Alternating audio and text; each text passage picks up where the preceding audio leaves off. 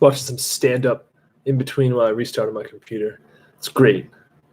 Great, gotta love stand-up. Stand-up comedy is awesome. Just gonna send a quick reminder out that we are back to being live. Pending some issues with latency and delay. No fun. No fun. We're gonna send out some issues.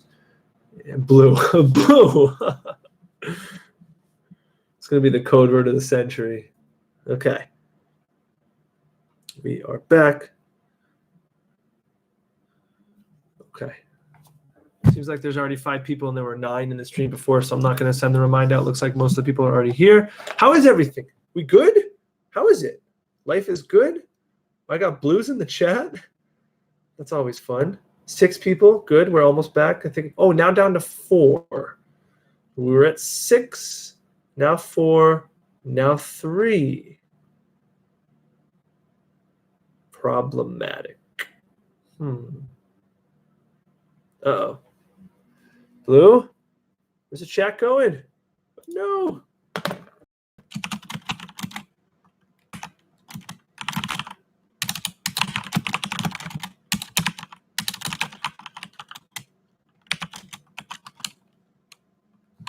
Oh, we're back.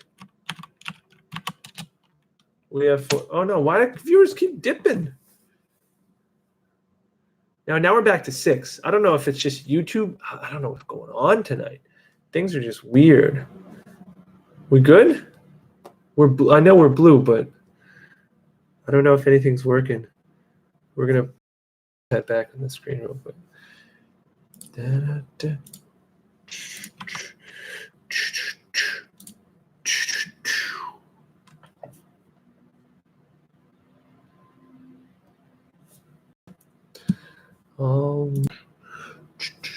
All right, we're going back to the chat. Back to the chat. Hi. We have 9 viewers now. How is everything? Let's do a new code word. The new code word is code word. Okay? If things are looking good, no latency delays, give me a code word in the chat. Code word. That's C-O. I guess code word is good. So Titan forging, left toe. Interesting. We got code word and code word. All right, I think we're good. Let's go ahead and start solving problems, and we'll see if things cooperate with us, okay? As I was saying, this problem number 9 in the review packet, we don't have any formulas for this, right? We don't have any formulas to raise a variable to another variable. And so what we do is we take the natural log of both sides. And the reason why we natural log both sides is because what logarithms allow us to do is they allow us to take exponents and bring them down to be coefficients. So I can actually just rework this a bit, and it's going to look like this, right? That's the beauty of logarithms. Now, keep in mind, you could have actually picked any base logarithm. You could have done a log base a of whatever, or you could have done a natural log. And the reason why I pick natural log every time is because the derivative of a natural log is easier than the derivative of a log base whatever, okay? So this is what we got to do. Now we just have to take the derivative of both sides and use implicit. So the derivative left side is 1 over y dy dx is equal to derivative right side requires product rule, right? Product rule. So first function times derivative of second plus second function times derivative of first, and that's just 6x to the first power. And then this is going to equal, if I simplify one of the x's, it's going to be 3x. This is now gone. 3x plus ln x times 6x is equal to 1 over y dy dx. So in order to get rid of the 1 over y, you can just multiply the entire problem. Multiply the entire problem by y. And then this will equal dy dx is equal to y times all this 3x plus 6x ln x. And the last thing you got to do, you got to be careful, because usually when we write dy dx's, if we can simplify them somehow, we do. And there is a way to simplify this, because if you look back at the original problem, y is equal to y is equal to x raised to the 3x squared. So put that, here we'll use a different color. Put that, right in there. Okay, it's going to equal x to the 3x squared times 3 plus 6x ln x. And you can feel free to stop right there. You don't need to go any further with that problem. So that would be the derivative. So that was Trevor's question. Differentiation problem. How do you know you need to use logarithmic differentiation? When you have a variable raised to another variable power, and that allows you to bring the exponents down. Okay, so that is that. You're very welcome, Trevor. We have an open floor, open Q&A session. If you want to look at a video problem, if you want to try one of the AP questions from the packets that I give out in class, we can try one of those. Textbook problem, whatever you feel like you'd like to try. The floor is yours. I will await another question. We'll check Remind, make sure everyone's chilling. No one needs any assistance at the moment. My Algebra 1 students are doing their homework, though, and they're messaging me. That's great news. That's great news. Okay. So, what do you guys want to review? We've got lots of problems. The review packet's got a lot of good ones. Here we go. Alana Scheinkoff. Can we do a problem with one of the inverse cofunction derivatives? Sure. Inverse cofunction derivatives. Do you just mean like an inverse trig derivative? I think of cofunction. Cofunction, is that what you mean? Like an arctan? I think so. That's probably what it would be, I would imagine. That's good. I will assume that's true and look for one while I wait confirmation from Alana. So in the review packet, I gave you this one.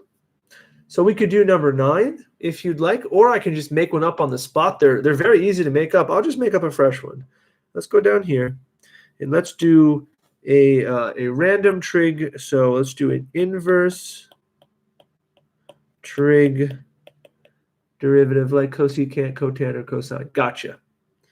Derivative. Okay, so let's do a cosine. I don't think we've done a cosine ever.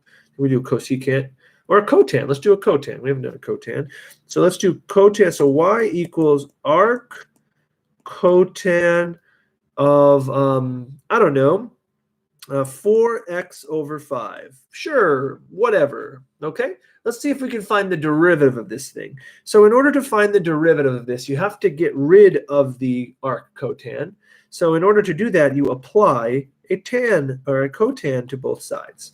All right. So the new problem would be cotan of y is equal to cotan, arc cotan of cotan just cancels, and you're left with 4x over 5. Okay, so this is the setup to the problem. These are equivalent statements. I have not yet taken a derivative, and I certainly have not taken an inverse or anything. I just simply applied the cotangent to the problem to simplify it. So now I can go and find my derivative. So I know the derivative of cotangent. Cotangent's derivative is negative. Let's see, cotangent is paired with cosecant, right? So cosecant squared. So negative cosecant squared of y times dy dx. Times dy dx. Okay, so that's the derivative of cotangent of y is negative cosecant squared y dy dx. And then I have to take the derivative of the right side, and the derivative of 4x over 5 is just simply 4 over 5. Remembering that 4 over 5 is just a coefficient. So 4/5 x, derivative is 4/5. And then I have to divide by a negative cosecant squared y. So divide the whole problem by a negative cosecant squared y. And that'll give me dy dx, which is equal to 4 over, and it's going to be negative cosecant squared y times 5. But I can actually just move this to the top, because I know cosecant is the reciprocal of sine. So I can actually just move it to the top and call it sine. So dy dx is actually equal to negative 4 sine squared y over 5. This is my derivative. The only problem is I need to come up with some kind of an expression for this, okay? And in order to do that, sine is opposite over hypotenuse. So I need to go up to my original question and figure out what I was given.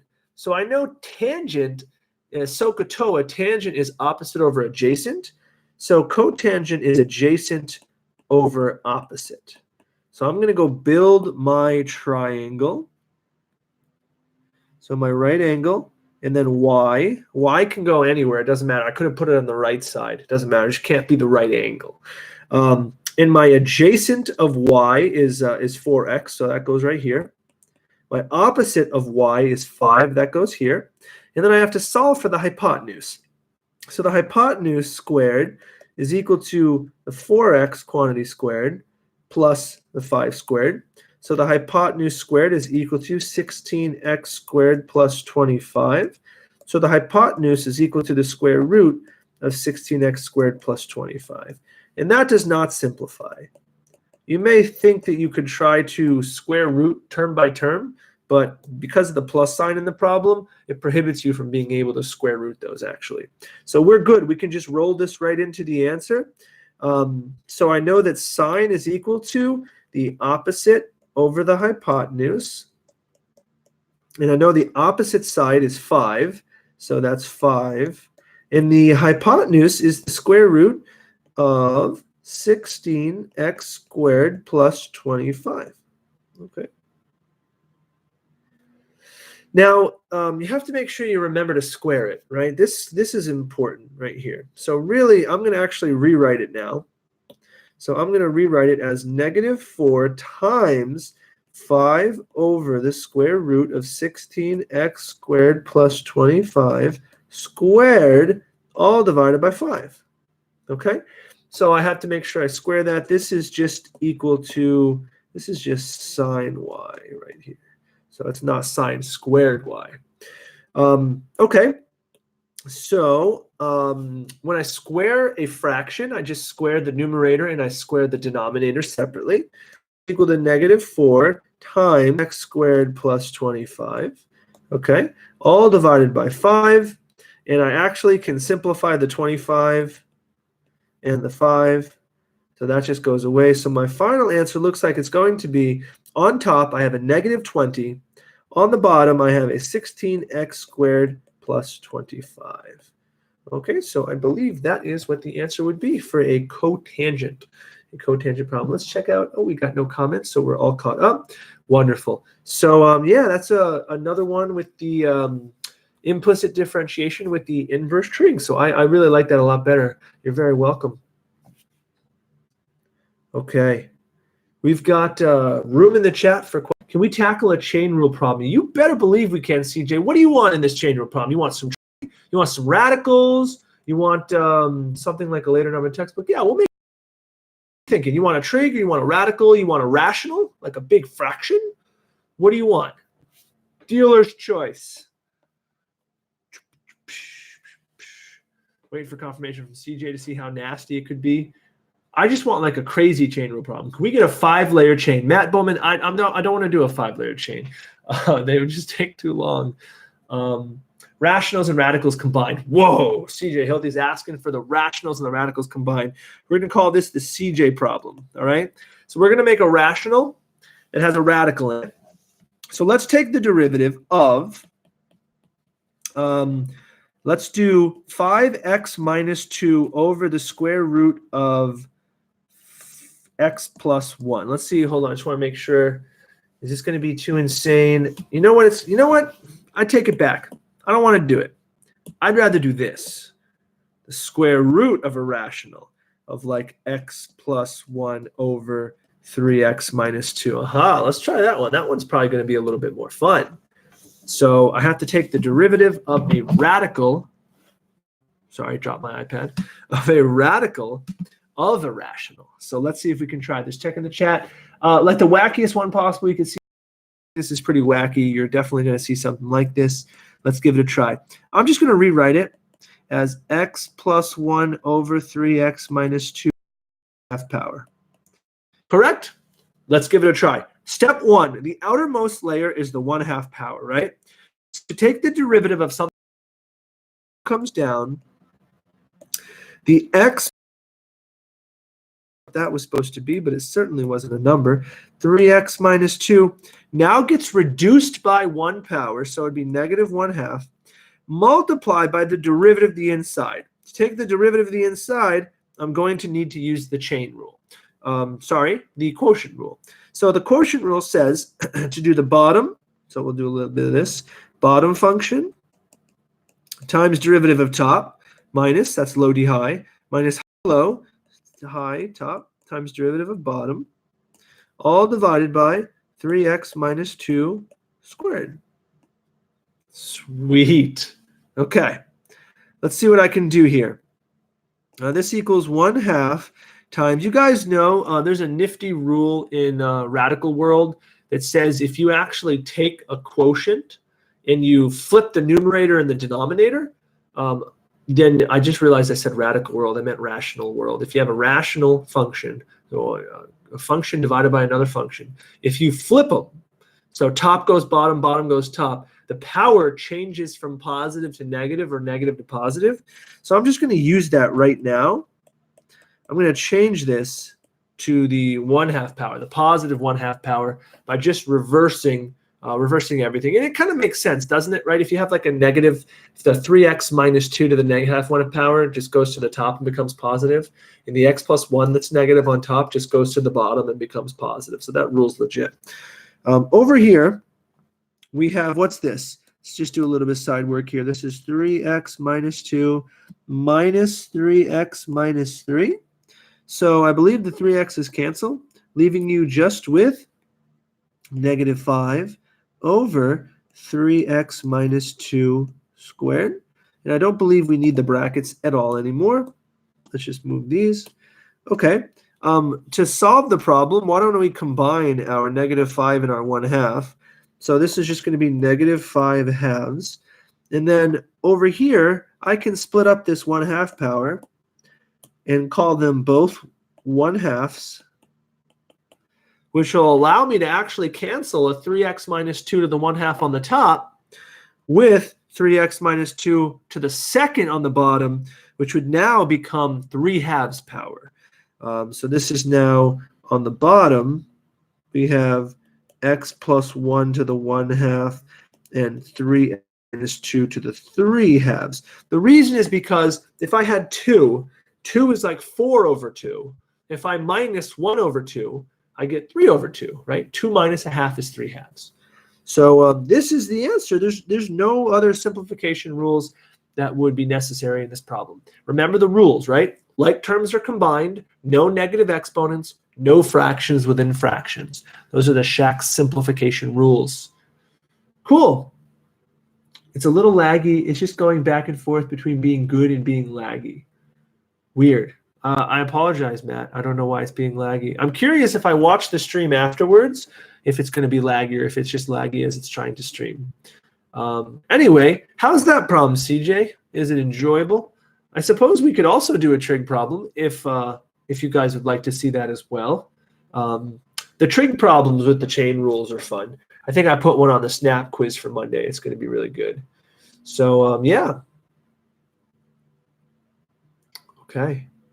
Anything else you guys would like to do? The floor is open. We can do anything. We could do implicit. We could do chain rule. We can do derivatives. Yes, and also a second derivative. Oh, yeah, you want to do a second derivative? Ooh, those are fun. What if I asked you to take the second derivative of this? I'm just joking. I'm not going to make you do that. Okay. What's the yes to? Is the yes to a trig? Were you saying yes, you'd like to see a trig? Can we get a problem with trig, log, natural log, etc.? Yeah, we can do one of those too. Which one would you like? You know, we could probably do, what if we combined the trig and a log? Ooh, what if we did this? Natural log of cosine squared of 3x. How's that? What if we did this? That look good? Look fun? Oh, pardon me. 1 sec. Sneeze? No? Maybe? No? Oh, it's not coming. All right. Okay. Are we happy with this? Is this good? This looks fun. This is a natural log with a cosine squared of 3x in there. So it's got a chain rule of a trig function. This has it all. Let's solve it. So derivative. Derivative of any natural log is 1 over u du dx. So 1 over u, okay, so 1 over cosine squared 3x times the derivative of cosine squared 3x. Well, in order to take the derivative of it, I'm going to rewrite it like this. Okay? Because now I understand the outer layer is the square. So I'm going to bring the 2 down. So 2 cosine 3x to the first power times the derivative of the inside. Now, the derivative of the inside is a negative sine of 3x times the derivative of the 3x is 3. Wow. So there was a lot of stuff there. So let's see if we can clean it up a bit. So on the top, we have 3 times 2 makes 6, negative, of course. Sine 3x, cosine 3x over cosine squared 3x. And the cosine squared 3x is going to cancel with this guy, giving me a final answer of negative 6 sine 3x over cosine 3x, which I would be fine with on an assessment, or you could call it negative 6 tan 3x, because sine over cosine is tangent. So either one of these is probably fine. So that was a fun one. That wasn't too bad at all. Just taking a look at, logs and trig functions and stuff like that. Maybe some particle motion stuff, says Jackson. Yeah, we could definitely do some particle motion stuff. It's hard for me to make up those problems. So what I could say is if you want to find one in particular, or if you'd rather do the one from the review guide, we can certainly go over some tips, like the difference between average rate of change versus instantaneous rates of change. So this idea always has to do with 2 values. So when you take the average rate of change, it's usually over an interval. And you calculate it by just doing y2 minus y1 over x2 minus x1, right? Whereas instantaneous rate of change is usually at 1 value, and you plug that value into the derivative. Okay? Remember we talked about this. Average rate of change, average means no derivative necessary. You're just using y2 minus y1, velocity, of a value minus velocity of a value over time minus time. Average rate of change or average velocity uses position. No derivatives necessary. But when you're calculating the instantaneous velocity, you need to actually calculate the derivative and plug the value in there. So that's just something that's good. Speeding up and slowing down would be great, yeah. So let's summarize that. So speeding up and slowing down, which we're going to cover in 2 seconds. I just have to run and grab a tissue. Be right back.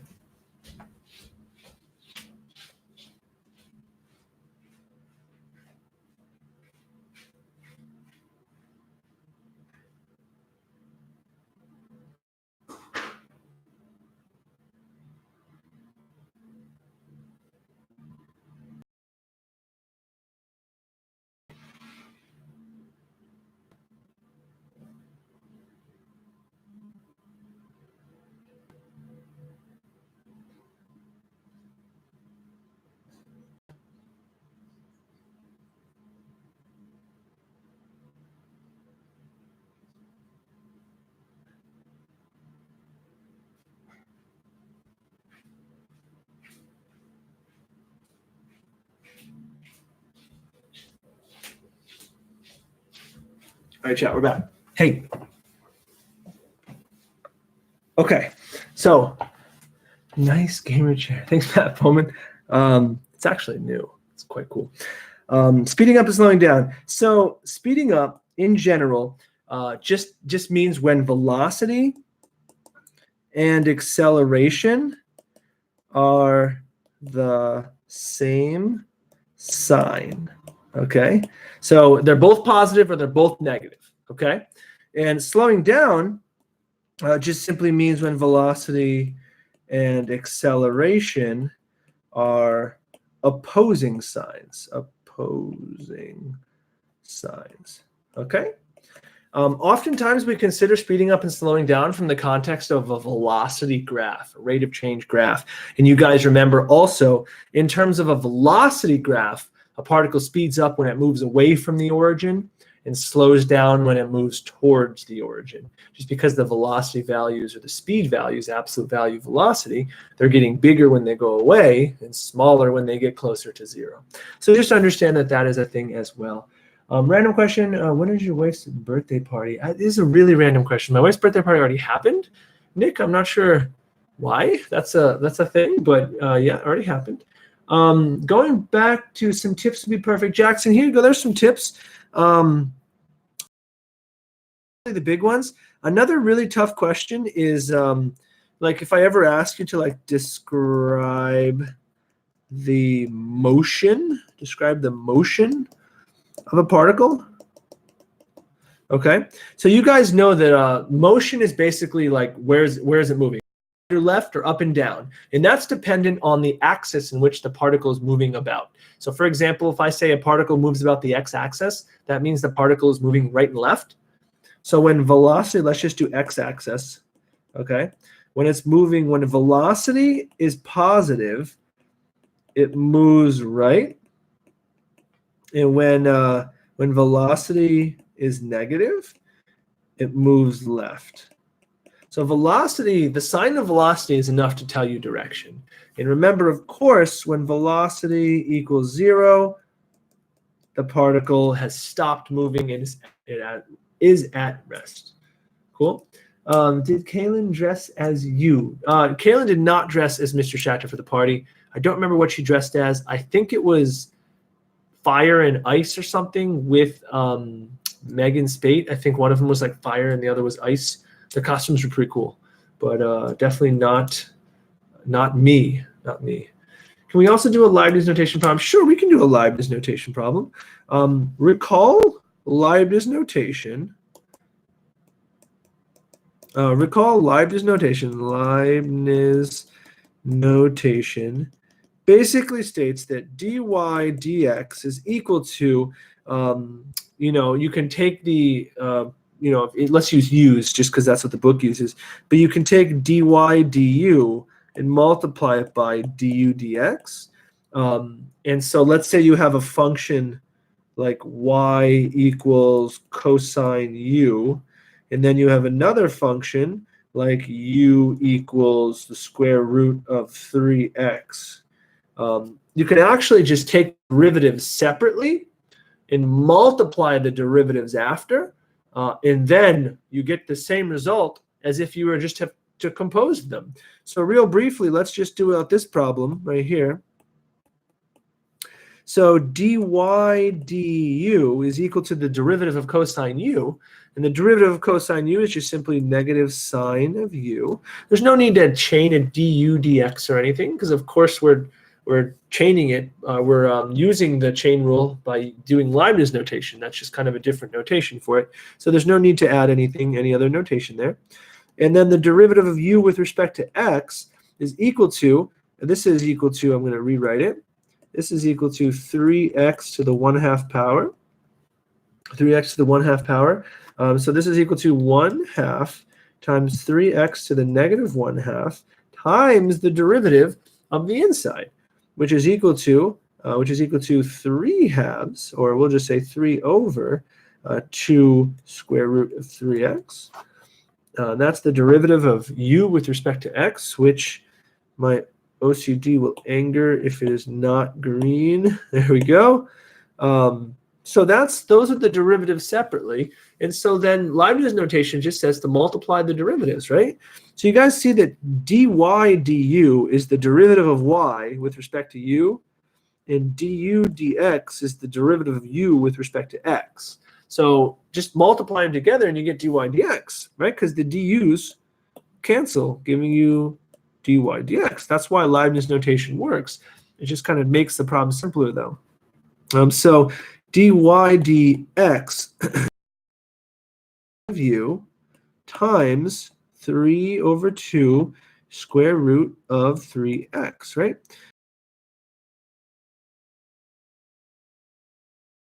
x, which the last thing I need to do is I need to get u and plug back in what u originally was.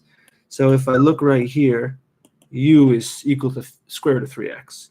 So this whole problem will then equal -3 sine square root 3x over 2 square root 3x. Of course, those square root x's do not cancel each other out. One of them is an angle of a trigonometric function, and one of them is not an angle of a trigonometric function. So if you want to, you could go like that just to prove the point that they cannot cancel each other out. So that was just a nice Leibniz notation problem for you, trying to make your life simpler in regards to the chain rule. Cool. So that was that. We got time for one more if anyone would like to do one or shout something out. I know, Jackson, we didn't get a chance to do a particle motion problem. Did you have your eye on one? Would you like to do one? Were the tips helpful? You know, there's a lot of particle motion questions you can talk about. So whatever you guys want. You want to do a Shaq chart? Let's do a Shaq chart. There isn't a better way to close the session than a nice Shaq chart. Great suggestion. So let me go ahead and give you a function. I don't know, x squared minus 2x plus 1. Sure. And I'll give you a point. No, I won't give you a point. I'm going to say if g is the inverse of f, find g prime of 2. Let's say. Oh, wait. Sure, whatever. Sure. So the Shaq chart, of course, is used when you're asked to find the derivative of an inverse at a value. Okay, we use the Shaq chart. So function inverse point slope. Okay. All right, so the question I'm asking you is, what is g prime of 2? That means the x value of g needs to be 2. Okay, so actually we'll just switch the color. What that equates to is the y value of f needs to be 2. The y value of f needs to be 2. Okay, so then the question is, what value of x would make this function equal to 2? Well, let's see, it's quadratic, so we might be able to solve it. So it would be x squared minus 2x plus 1 is equal to 2. So if I minus 2, I get x squared minus 2x minus 1 equals to 2. Oops, 0. We minused it. We minused the 2. Is this actually... After this, it would be x minus 1, x minus 1. So x equals 1. Cool. It worked. Awesome. So x is 1. That's the value of x that would make the function f equal to 2. Okay? So that means that this is also 1, although it's not really that necessary. This is what I'm really interested in. I need to plug the derivative of f with a multiplicity of 2. Yeah. Better get that patent out before the Morley map. Oh, man. All I got to do is plug in f prime x value here, 1. So let's go ahead and do that. So f prime, actually, I got to change my color. You know what? We'll go up and look at f. Where's f? Here's f. We'll just do it right here. F prime of, if I find f prime of 1, that's equal to 2 times 1, which equals 0. Oh, my. Oh, I thought this problem was going to be so perfect. But if I were to take the reciprocal of it, the derivative of g at 2 is equal to the reciprocal of that which is undefined, which I suppose is not a bad answer. I was just hoping it worked out to be clean. But oh well, you win some, you lose some. So, okay, it's 9:30. We did a lot of good problems. I hope this helps at least start to get the juices flowing. You got to make sure you're studying. We have Monday in class. If you need any other questions or concerns asked, you can certainly email me or reach out on Remind as well. I appreciate the 9 to 10 of you that stuck with this review session through the tech issues. We'll try again. I don't know. YouTube did have a weird update, and it could be a result of that. I'm not sure, but hopefully the next time we try this, there won't be any latency issues. How is it right now? Do we have a good? Is it laggy at all? I'm just curious. Got a smiley from Jackson. We use code word of Chewbacca. If anyone can, I'm kidding. I hope you can hear me at this point, but it just may not be clear. It could be a little bit laggy or skipping as well. So yeah, you don't actually have to type Chewbacca. I was personally hoping someone would type Chewbacca, but you don't actually have to check Chewbacca. And we've got a Chewbacca from Matt Bowman. Thanks, Matt. We've got blue code word Chewbacca. Those are the 3 code words of the night. We got it all. All right, chat. It was fun. Go have yourselves a nice weekend. Do some studying. Reach out to me via email or Remind if you have any questions or concerns. I'm here for you. I hope you guys have a great rest of your night and keep studying that calculus.